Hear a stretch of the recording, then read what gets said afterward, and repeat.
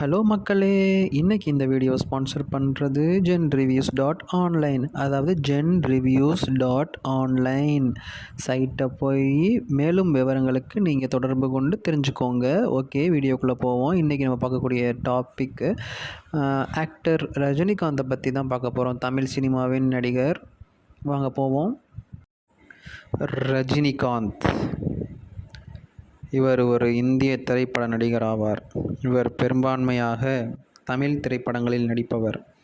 பெங்களூரு போக்குவரத்து கழகத்தில் நடத்துனர் வேலையை பார்த்து கொண்டிருந்தபோது நாடக திரைப்படங்களில் நடிக்கத் தொடங்கினார்.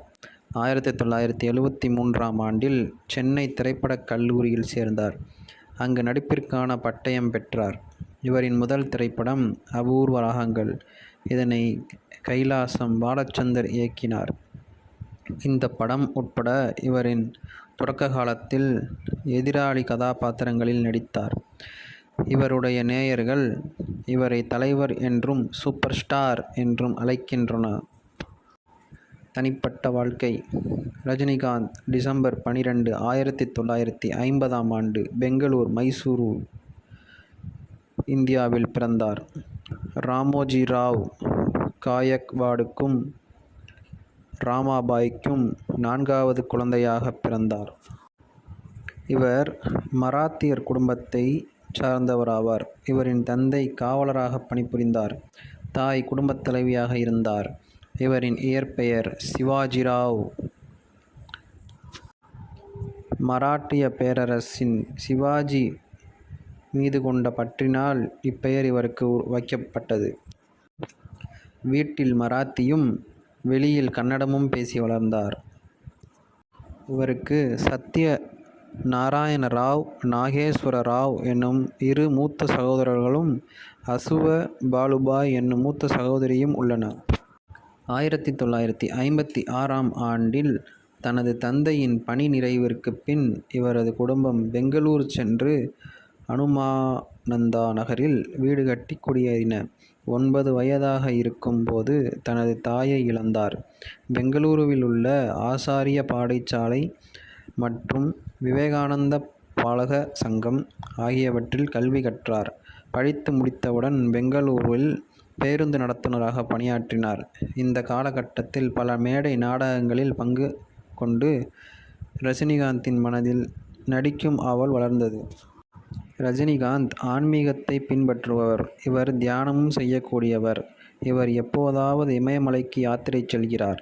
இவர் ராமகிருஷ்ண பரமஹம்சா, சுவாமி சச்சிதானந்தா, ராகவேந்திரா சுவாமி, மகாவதார் பாபாஜி மற்றும் ரமண மகரிஷி ஆகியோரை தன் விருப்பமான ஆன்மீக தலைவராக ஏற்றுக்கொண்டுள்ளார். திரைப்படத்துறை. நடிகராகவும் ஆவலுடன் சென்னை வந்த ரஜினிகாந்த் தன் நண்பர் ராஷா பகதூர் உதவியுடன் சென்னை திரைப்படக் கல்லூரியில் சேர்ந்து பயின்றார். 1975ஆம் ஆண்டு பாலச்சந்தர் இயக்கிய அபூர்வ ராகங்கள் திரைப்படத்தில் ஒரு சிறிய வேடத்தில் நடித்தார். ஒரு பெண்ணாசை பிடித்தவராக அவர் நடித்த 3 முடிச்சு அவரை ஒரு சிறந்த நடிகராக அடையாளம் காட்டியது.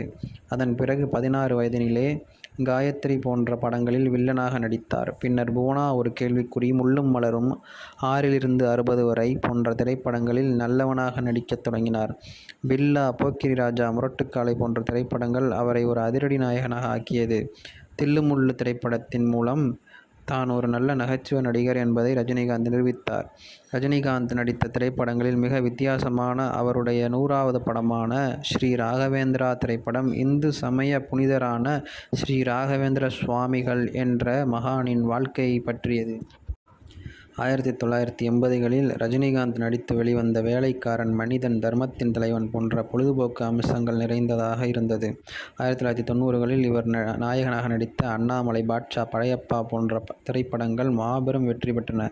2002ஆம் ஆண்டு வெளிவந்த பாபா சில இடங்களில் வெற்றி பெறவில்லை. எனினும் அவர் நடித்து 2005ஆம் ஆண்டு வெளிவந்த சந்திரமுகிக்கும் 2007ஆம் ஆண்டு வந்த சிவாஜிக்கும் நல்ல வரவேற்பு கிடைத்தது. 2010இல் எந்திரன் பெரும் வெற்றியை பெற்றது.